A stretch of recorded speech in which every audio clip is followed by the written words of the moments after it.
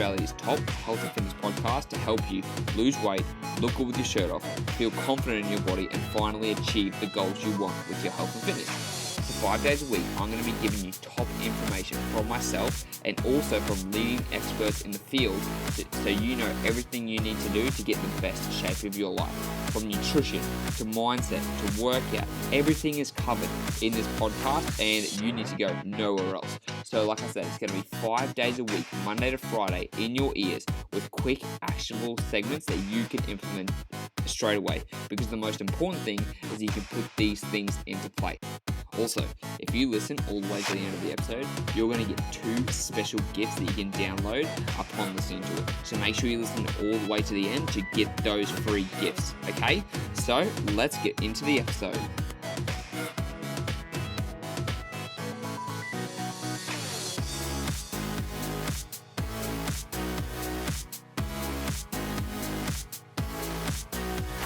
What's going on, guys? Welcome back to another episode of Tyson's Fitness Tips.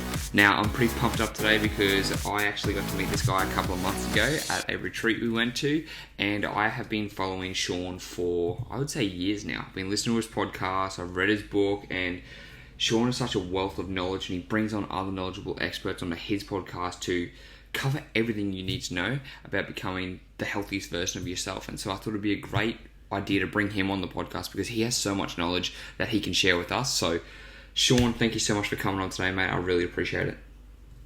Yeah, awesome, man. It's totally my pleasure. Cool. So Shawn, for the people who don't know much about you, can you tell us a little bit about how you actually got into the health and fitness industry? Absolutely.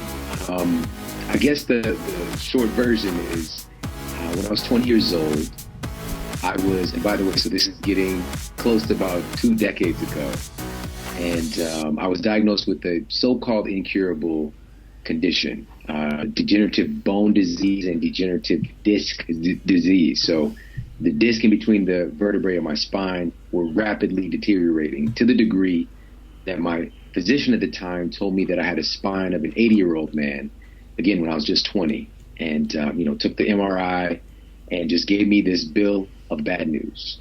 And that was that. I asked, what can I do? Is there anything that I can do to help this? And he told me that this was an incurable situation. I'm sorry, there's nothing that we can do. And he sent me on my way, gave me some medication, and that was that. Little did I know at the time that, and what brought me in was just a nuisance of a pain I was experiencing in my leg. But what he did was something called a nocebo effect. And many people are aware of the placebo effect. This is when you get a positive injunction that something is going to happen. So, you take a medication, be it a drug, have some kind of a treatment, a surgery, and you believe that it's real. You believe that this medication is going to lower your blood pressure or eliminate your symptoms of depression or kill your cancer cells. And placebos, on average, a lot of people don't know this, on average, a fake drug, fake medication, fake treatment, fake surgeries are about 33% effective in clinical trials. So just the belief that somebody's taking a drug that will kill cancer cells, kills cancer cells, even though it's not actually chemotherapy. And so that's the kind of the bright side, positive side of a placebo. And that's the power, really, of the human mind, which is the most powerful pharmacy in the world. But what the physician did for me at the time was a nocebo effect. It's the opposite of placebo, where you get a negative injunction that something negative is going to happen.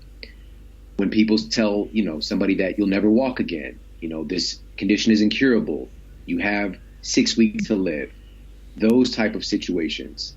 And receiving that input from an authority figure, you believe it. And what we tend to hear about, guys, is like the 1% of the time, maybe less than 1% actually, of people who don't accept the nocebo, who say, no, I'm going to walk again. We don't hear the stories of all the people who accept it because, this is just the normal state of affairs for many people in our culture today. And so I believed him. And I went from a nuisance of a pain to chronic debilitating pain. And that lasted for literally 2 years of my life. I barely left my apartment. I was in college at the time. I was just dropping classes left and right because it was just so difficult to get around. I was embarrassed. I was gaining all this weight. And it wasn't until Again, it took about 2 years when I finally had this moment of decision that took place. And I really started to realize, I didn't even recognize the person I was seeing in the mirror. We have this, what's called a residual self-image, this person we believe ourselves to be. And I had a girlfriend at the time, and she pointed out something about my physique that, like I thought I was the fit guy, from all my, my performance on the field and all this stuff that I was doing prior to having this condition. And I realized, like, wait a minute, she's right, but of course it like deeply offended me. She pointed out basically how fat I was.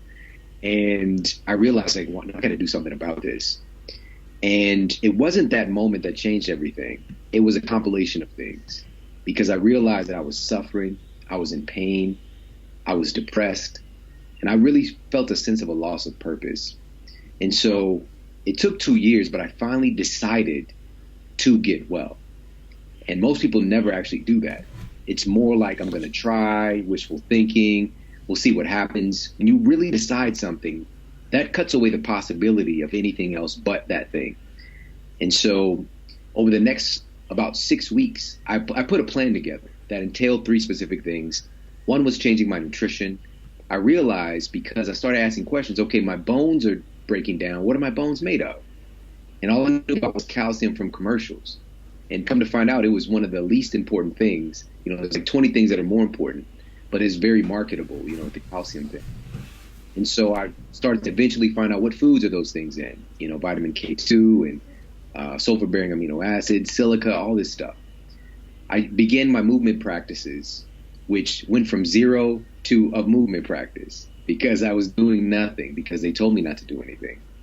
And if you're not doing anything, the worst thing you could do is to do nothing, because everything else atrophies, including your brain, if you're not moving. And so that was the second piece. The third piece, which was kind of like, I was very reluctant to share this information because I didn't know it mattered so much. Because once I got this fixed, my life was good. I never thought about it again. Even when I started my clinical work, I never asked people about their sleep. And my biggest struggle was sleeping at night then. I had to take over-the-counter drugs and prescription medication just to knock me out, because my pain would wake me up. And it was really a pseudo sleep. So I struggled with many years of it was just literally a nightmare. Like, I would pass out and then I'd wake up with this fog, and it would last for several hours because of the drugs. And if you're not sleeping well, you're not healing well. And once I began to change some of the things I was doing during the day, I started to sleep better. And that's when everything changed. Like, I got better so fast. It was seemingly like a miracle. And over the course of about 6 weeks, I lost over 20 pounds. And the pain I've been experiencing for 2 years that had me in fear was gone.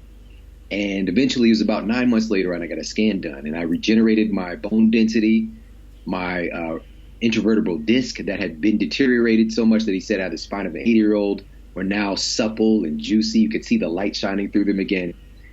And that was really the birthing of my career, because I realized that when something is said to be incurable, that's just somebody's opinion.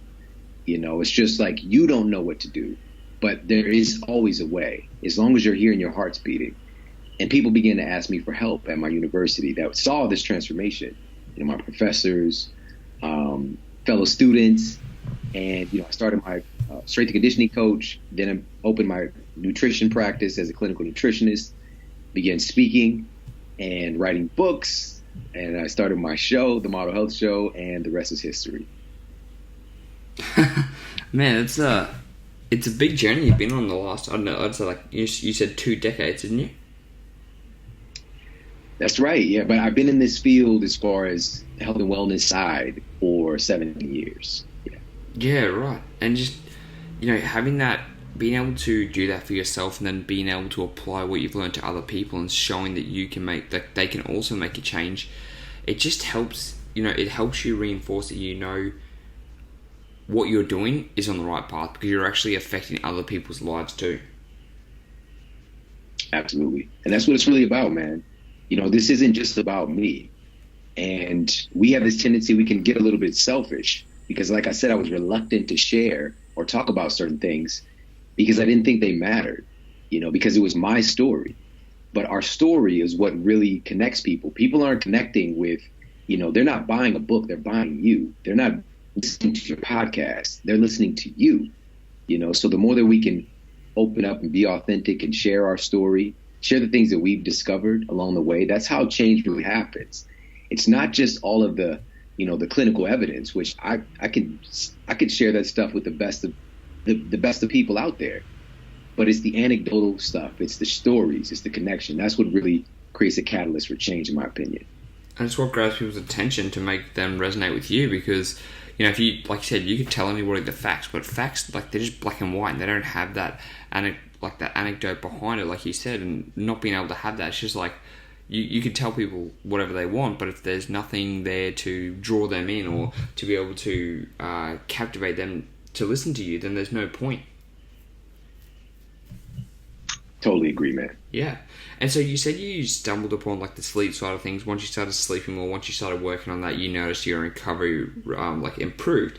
So why is sleep so important? How did you come to find that wow, sleep is really, really important just for everyday health, recovery, everything? How did you stumble upon that?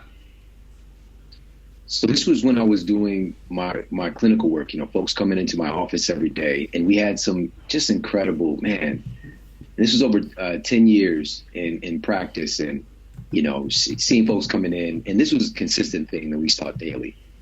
Folks have been struggling with diabetes or, obesity, high blood pressure, hypertension, issues with the triglycerides, cancer situations, the list goes on, and seeing these folks get better.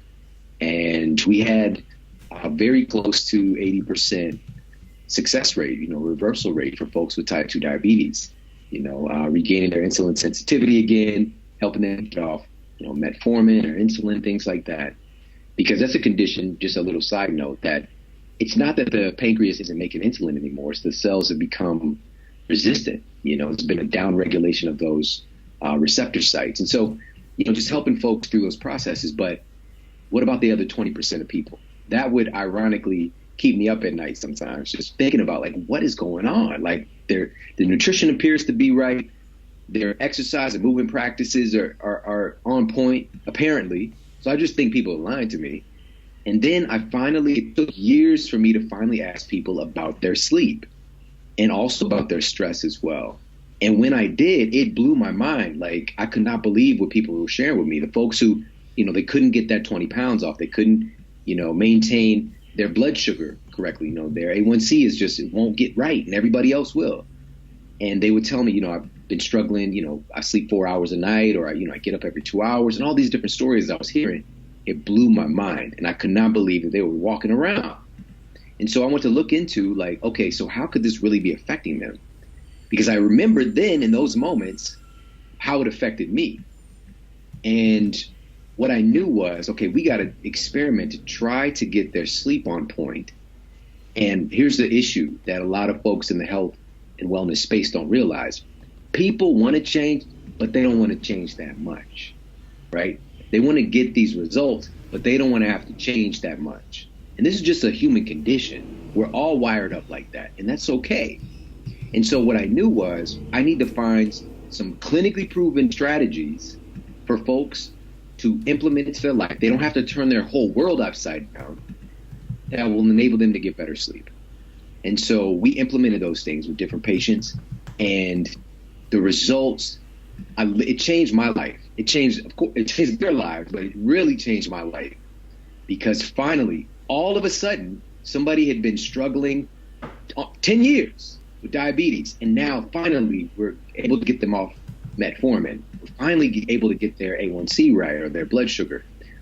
Finally, somebody's been struggling with hypertension. They're on lisinopril and all these statins or whatever.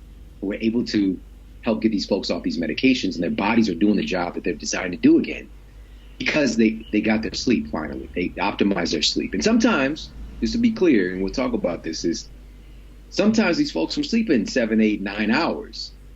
But what was going on? They weren't actually going through their sleep cycles correctly, because there's a difference between being unconscious and actually getting high quality sleep. And so at no point do I ever tell anybody they need to get some set amount of hours of sleep. That's negligent. That's just a cookie cutter approach. What we need to make sure we're doing is going through all of the stages of sleep correctly so that we can get all the benefit, because each stage of sleep, because that's what sleep really is, man. When we really boil down to it, if we're doing, if we got somebody in the lab, how do we know they're asleep is there's changes in their brain activity. That's what sleep is. It's changes in your brain activity, right? You're shifting from this normal waking state of beta, which we're in right now, maybe a little gamma, but then we shift into alpha, then theta, then delta is where we know that we're in deep sleep. And you need a certain amount of time in that stage each night to produce optimal amount of human growth hormone for reparative enzymes to be produced, for all these anabolic processes to take place to bring you back better. Theta, and what you say, people know about, when we say anabolic sleep, this is known as non-REM sleep, right? REM sleep, that's rapid eye movement sleep. This is where we have processes like memory processing take place. This is where your experiences right now, so as people are listening right now, your data that you're taking in during REM sleep is when a lot of it gets converted to your short-term memory. And so it actually becomes consolidated and it becomes a literal part of your brain when you're able to get sleep. And so the list goes on and on. That's what sleep really is. And so we did that for these patients. And I saw these results. They saw these results. It was like my heart just expanded so much just with joy. And I wanted to share this with everybody. And from there, that's what I did. I set out to share this on my show, share this in books, whatever form I could to get this information out there. And I'm happy to say over the last 7 years now that I've been talking about this, 6-7 years, that it's become a big part of the cultural conversation. Yeah, I'm really glad there is becoming more awareness of it, but I still feel like, what you're doing right now is so important, because there are so many of my clients that I talk to, and they still just don't even consider sleep, and it's still a secondary thought that we have in our head, but we need to start making it a priority. But like you said, a lot of people don't want to make big changes. So in being able to do that, what's a recommendation you would start people with to actually, a small change they can do to actually start getting better sleep? Okay, so, and I can just share a couple of these, but one really low-hanging fruit that I would do with some patients, it just depends on their life structure. Some of them might have been, exclusively working out right after work, right? They do their 9 to 5, then they go to the gym for their 30, 45 minutes, whatever it was. And what I set out to do was, I came across a study from Appalachian State University, and this was prior to that study, but this study is a little bit more well done. Appalachian State University found that morning exercisers, and they had the same folks trained exclusively at 3 different times, 7 a.m., 1 p.m., and 7 p.m., compiled all the data, and they found that when folks exercise in the morning, they sleep far better. They had more efficient sleep cycles, so that means they spent time in those different stages of sleep more optimally. They tended to sleep longer. They spent more time in the deepest, most anabolic stage of sleep. And they also had a 25% greater drop in blood pressure at night on average, which that just tells me their sympathetic fight or flight nervous system is shutting off. And so they can actually get good sleep. And so what I would do is, even if their schedule allowed for it, we'd move their exercise the morning to before work. And sometimes, if that wasn't viable for their full workout, they can still do something after work, but I would make it shorter and do a little 5-10 minute thing at home. And what we call that clinically was, what took place was something called a cortisol reset. That's why it was so effective at improving their sleep by exercising in the morning, is that we, in a sense, jump-started their cortisol secretion in the morning. And when you do that, your cortisol is secreted at a rhythm. It goes up and then it goes down as the day goes on.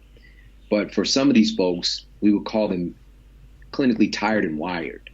So basically in the morning, the cortisol is too low and they would have a really difficult time getting out of bed, like I did. And then at night, the cortisol is elevated and they just feel like, I'm up. I know I need to get to bed, but I'm wired. I'm up. Let's do stuff. Watch TV, talk, whatever, scroll around on YouTube, whatever. And so this reset that cortisol rhythm for many of the patients that we were able to implement this with. So that's one strategy. simply shifting the time that you work out and or making sure that you're getting at least just 5 minutes of exercise in the morning to jumpstart that cortisol secretion, because that's what we would be having. A normal cortisol secretion, cortisol is not bad. It's just when it's produced at the wrong time and in the wrong amounts. Our ancestors would have a cortisol elevation in the morning because they're getting up. It's the daytime. We need to get stuff for our village, procure food. All that stuff is happening during the day because we're not nocturnal creatures, So, so that's just one strategy. And there's many more that are very simple like that. That's such an easy one for people to do. Like you said, it can only be 5 minutes. And when I actually read that in your book, the first thing I started doing in the mornings was just going for a power walk. Like, it was a 20 minutes. As soon as I woke up, get out the door and go for a power walk. And it's not anything vigorous, but it's just moving the body and also aligning yourself with circadian rhythms, like getting it, like waking up your body and saying, hey, it's daytime, to put you in the right perspective for the day. Precisely. That's exactly right. Yeah. And so with that, Shawn, that's one simple tip that people can do. For you, do you have like specific non-negotiables that you have before you, do you have like a bedtime ritual that you follow personally at the moment? Like, what are your non-negotiables when it comes to sleep? Oh yeah. So the most important thing really is, and what's so crazy is this is top 5 of all my episodes, over I think 325 shows. This one has probably about 500,000 listeners, I think. And it was on creating an evening routine. It's just something that we don't think about as adults. It's something we have for our kids, but, it's like we grow up and we just forget it. Like we just do whatever we want, basically. And so for me, what I would do is understand that we have this process for kids, but what takes place for adults is today, when we go to bed, we tend to just be like, well, I really should get to bed. We're like scrolling on our phone or watching TV or doing whatever we're doing. And then we're just like, I really should get to bed. There's no routine about it. And so creating that neural association as an adult for winding down and going to bed is critical today. Again, this is something that we would have evolved doing as a process. And so just having an evening routine, even if it's 20 minutes, is going to be money for you. Just something that helps a lot. In my evening routine, there's different pieces that come and go, but I would say a non-negotiable is, getting off my devices, all tech, television, my laptop, iPhone, all that stuff, at least 30 minutes, just 30 minutes before I go to bed.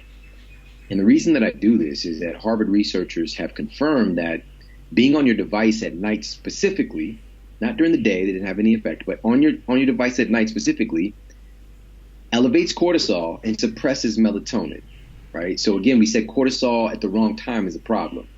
And it literally spikes your cortisol. It's a stress hormone. It's more of a daytime hormone. It's telling your entire physiology, hey, I think it's daytime. So let's produce more daytime related hormones and suppress the hormone melatonin that you need to go through your sleep cycles in an optimal way. You can't go through your sleep cycles correctly if melatonin is suppressed. And what the researchers found was that, and I'm just giving a summation, about every hour you're on your device at night, you suppress melatonin for 30 minutes. Okay? So if you're on your device for 3 hours, your melatonin is going to be suppressed for an hour and a half. Even if you're unconscious, you're, quote, sleep. You're quote, asleep right now, but you're not going to go through your cycles. So this is why people would wake up still tired, or we weren't able to get the same results with their health, is their sleep quality sucked. All right, so that's really the thing to focus on is, for me, you give myself 30 minutes, just 30 minutes, and allow that process to take place, melatonin to go up a little bit more. I begin turning the lights down, basically when it gets dark outside. And also, there's a lot of hacks out there for like blue blocking glasses, blue blocking like sunglasses. There's apps for your computer and your phone, things like that. Honestly, we don't have enough clinical evidence to know whether these things really do work that well, but the anecdotal evidence is through the roof. And there is some small evidence that the right kind of blue blocking glasses can be helpful. Apps on the phone, things like that, sketchy. We don't really know. So those are just a couple of things that I do, and on a nightly basis I do. When the sun goes down just about, I throw those blue blocking glasses on. It's just a habit. And I've been doing that again for over 5 years. And besides that, in the non-negotiables for the evening, I also do a little bit of kind of that parasympathetic activation where I do a little bit of stretching, mobility work, maybe foam roller, just doing something to kind of, we're very good at going 0 to 100. Being able to go to 100 to 0 is not as easy for us. And so I'll tend to do that most nights. And I really enjoy having reishi tea most nights before bed as well. And it was, I believe it was Pharmacology, Biochemistry, and Behavior, the Journal of Pharmacology, Biochemistry, and Behavior, did a study, and they found that this renowned medicinal mushroom, reishi, and this is a journal that's looking at what are the best drugs, what are the drug tests, and they have this natural mushroom, the medicinal mushroom, that's been used in Chinese medicine for a couple thousand years, one of the top 3 things, and they got this clinical evidence that they got to put in the journal because it's just so good. And they found that, number one, reishi, the test subjects who were given reishi had reduced their sleep latency, so they fell asleep faster. They tend to have longer overall sleep time. They spent more time in the deepest, most anabolic stage of sleep, deep sleep, and REM sleep as well, by enjoying a cup of reishi before bed, reishi tea. All right, so that's what I've been doing for quite some time. So those are just a couple of things that I do. Oh man, I love it. I like how you got that routine because, like you said, our body gets used to, we get into habits during the day, and having a nighttime habit before you go to bed is so important because if you think about back when we were kids, what would our parents do? Go for a shower, brush your teeth, get in your pajamas, and they'd probably read you a book before you go to bed. But we fell out of that habit, and having something like that to prepare your body for sleep helps you start relaxing and helps you start winding down. Exactly. And we're just really big adult babies, when it really boils down to it. We have a lot of the same hard wiring, so we might as well take advantage of it for the good. Man, that is so true. And it's funny, you brought up one thing there that I wanted to touch on about the blue light. There's the apps on the phones and the apps on the computer, and the research is still kind of iffy about them. And I still find, if I'm going to bed and I don't have my blue blocking glasses on, but I'm using the phone or I'm using the computer and I've got the app on, I still feel like some days I'm just too wide to go to bed. I'm like, you know what? I actually don't think this is doing what I think it's doing, and I need to really get off that technology before bed. Yes, there's a different aspect to it. It's not just the light itself. It's also the stimulation. Especially when we're on the internet, and especially when we're on social media, we are automatically going to have this heightened production of dopamine, right? And dopamine just drops. The confusion with dopamine is that we relate it like it's this happiness compound, right? This is happiness chemical that we produce. It's not that.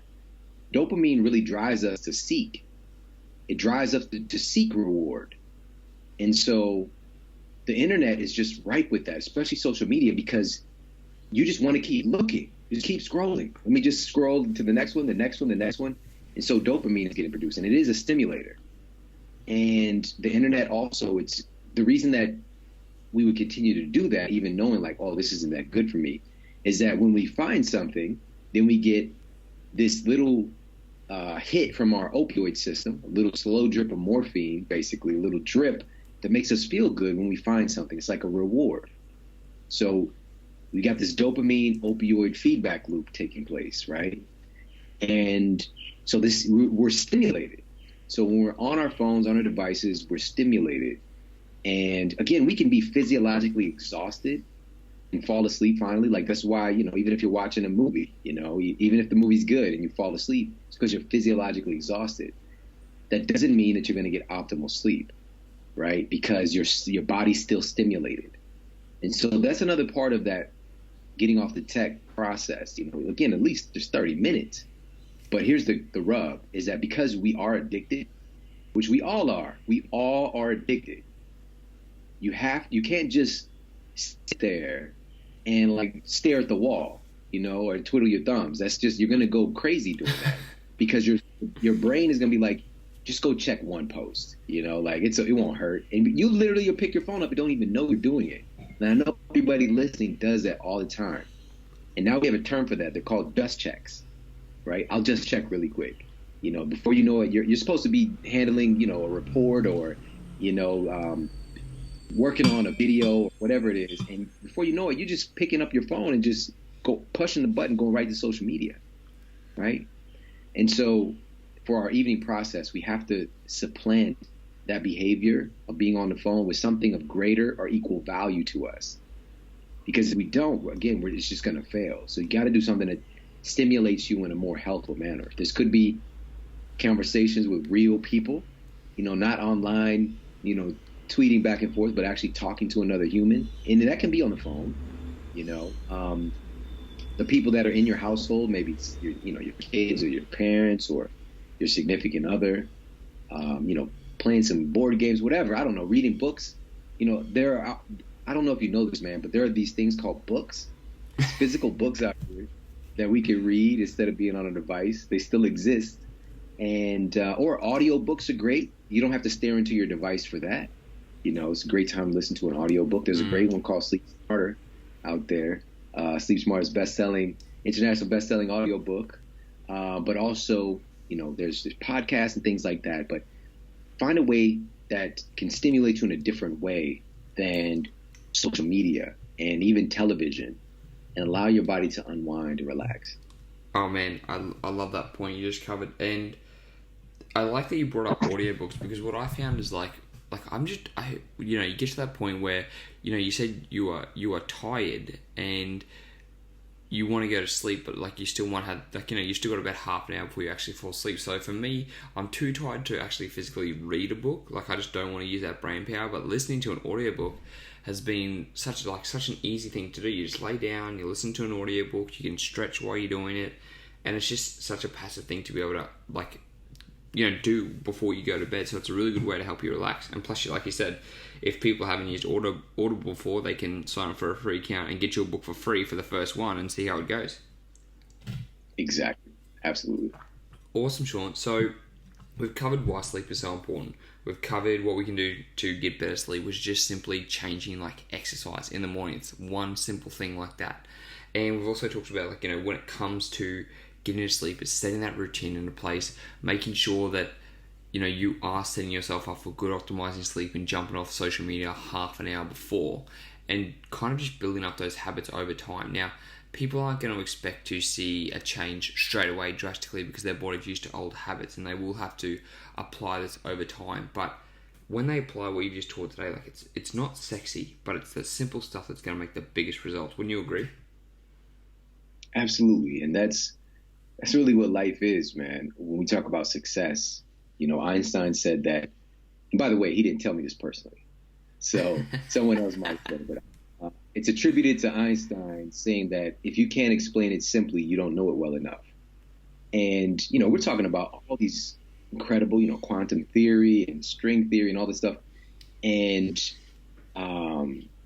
what he was able to do is to consolidate that down to make sense for other people. And that's really the job, man, because at the end of the day, even as complex as stuff seems, there's a simplicity to it. Even success in life and in business, for example, the principles are very simple. You put a plan together, you find some people to serve, you execute on the plan. If we're talking about championship level, doing more work, outworking other people, these are things that we know already, creating more value than anybody else.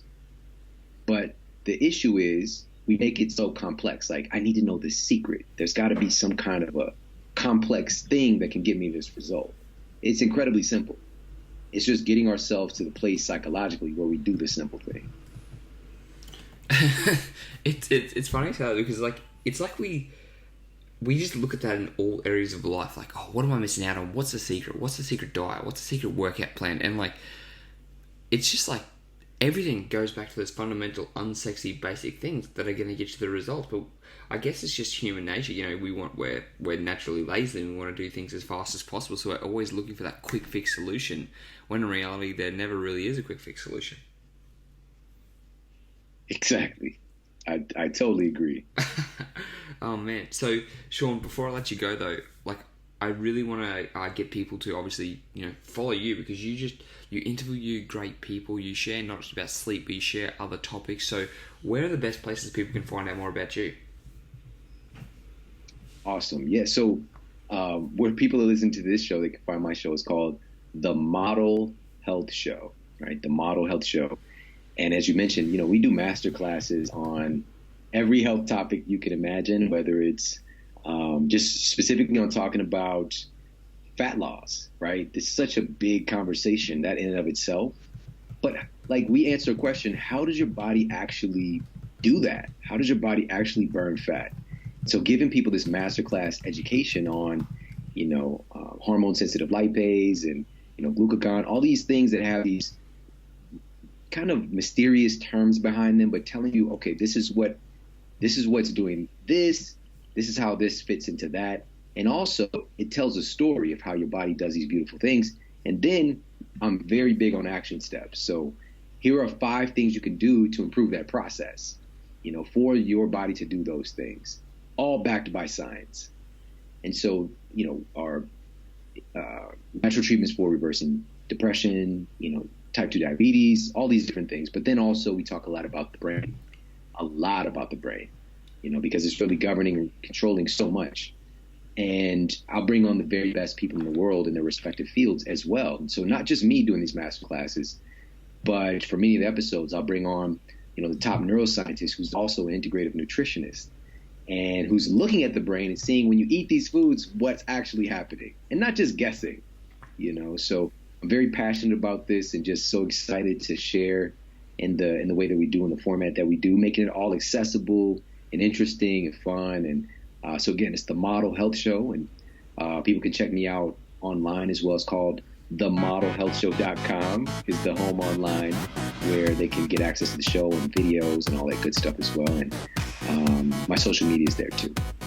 Awesome, dude. Guys, I really highly recommend you download his podcast and you get into his master classes, because if you really want to get on point with your health and fitness, like, it's not just thinking about it, it's actually making a decision to take care of your health and fitness, then this is the guy you need to be looking for. So Shawn, thank you so much again for coming on today, mate. I really appreciate it. It's my pleasure. Thank you so much for having me. Cool.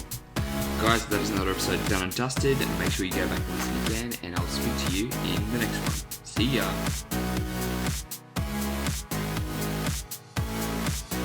Hey, thanks for listening to the podcast. I really appreciate it. So, now, if you listen all the way to the end, that means you get some free goodies. What you can do is you've got 2 different options, or you can take them both. I've got an intermittent fasting cheat sheet and a high-protein 20 recipe meal guide designed specifically for you in your situation. These meal plans and this intermittent fasting guide are designed to help you burn stubborn belly fat and get in the best shape of your life. So all you have to do is go to the show notes, click on the download link, and they'll get sent straight to your email address. It's as simple as that. They're completely free. They're going to help you transform your body. So go to the show notes now and download the free guides, and I'll speak to you in the next episode.